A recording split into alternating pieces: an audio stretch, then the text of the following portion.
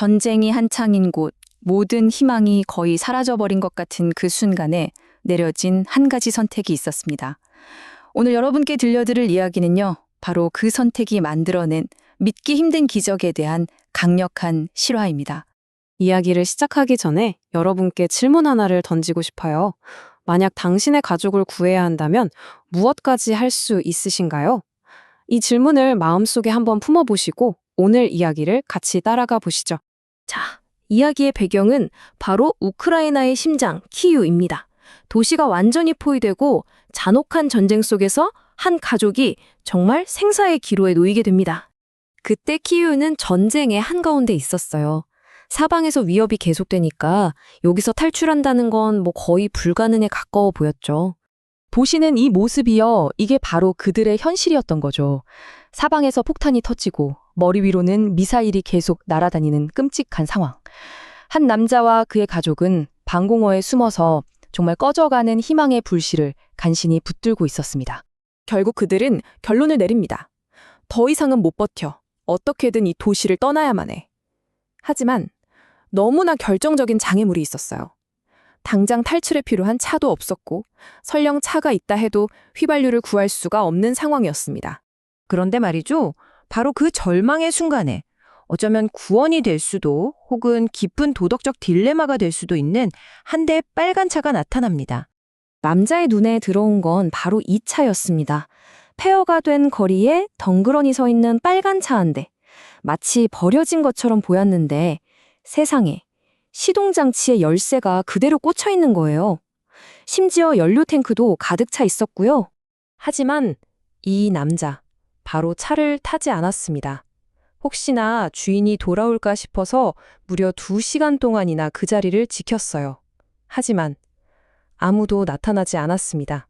빗발치는 폭격 속에서 여기서 더 지체하다간 가족이 모두 위험해질 거라는 그 절박함이 결국 그를 움직이게 만들었습니다. 그는 차를 몰고 떠나기로 결심합니다. 이 문장 하나가 그 남자의 심정을 다 보여주는 것 같아요. 안전한 곳을 향해 200km를 달리는 내내 이제 살았다는 안도감보다는 내가 과연 옳은 일을 한 걸까? 하는 그 죄책감이 그의 마음을 훨씬 더 무겁게 짓눌렀습니다. 결국 이 죄책감을 이기지 못하고 그는 결심합니다. 차 주인에게 어떻게든 연락해서 모든 걸 솔직하게 털어놓자. 자신의 양심의 부름에 응답하기로 한 거죠. 혹시나 싶어서 차를 뒤지던 그는 글로브 박스에서 전화번호 하나를 발견하게 됩니다. 그리고 떨리는 손으로 전화를 걸기로 마음먹죠. 당연히 전화기 너머에서 엄청난 분노나 비난이 쏟아질 거라고 예상했을 겁니다.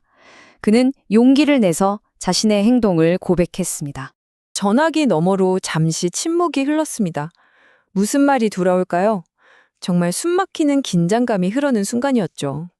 그런데요, 전화기 너머에서 들려온 첫 마디는 정말 상상도 못한 한마디였습니다.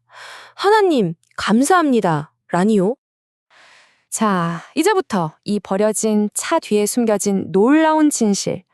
한 사람의 의도적이고도 지극한 친절에 대한 이야기가 밝혀집니다.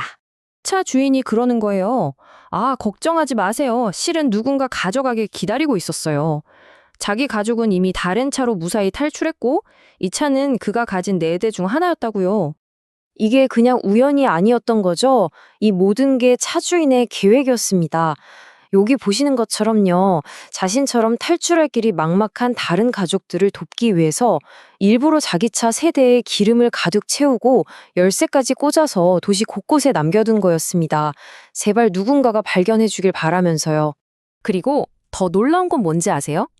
차 주인이 믿을 수 없는 마지막 소식을 전해왔습니다. 자신이 남겨둔 3대의 차 모두에서 연락이 왔고 덕분에 세 가족이 무사히 도시를 빠져나갔다는 사실을요. 이름도 모르는 한 영웅이 심어둔 이 작은 희망의 씨앗, 이게 우리에게 어떤 의미를 남겼을까요? 이야기의 마지막 장을 함께 살펴보겠습니다. 사실 이 차를 몰았던 가족이나 차를 남겨둔 영웅의 신원은 알려지지 않았습니다. 하지만 전직 외교관을 통해 알려진 그들의 이야기는 계속되는 분쟁 속에서 아주 강력한 희망의 상징이 되었습니다. 그러니까 이 이야기는 우리에게 이걸 보여주는 거죠. 이름 모를 한 사람의 작은 친절과 배려가 얼마나 큰 기적을 만들 수 있는지, 그리고 가장 어둡고 깊은 절망 속에서도 인간의 따뜻함은 결코 사라지지 않는다는 것을요. 자, 이제 이 이야기의 교훈을 우리 삶으로 가져와 볼 차례입니다. 마지막으로 여러분께 이 질문을 남깁니다. 우리는 어떻게 우리 주변의 누군가에게 작은 희망의 불씨가 되어줄 수 있을까요?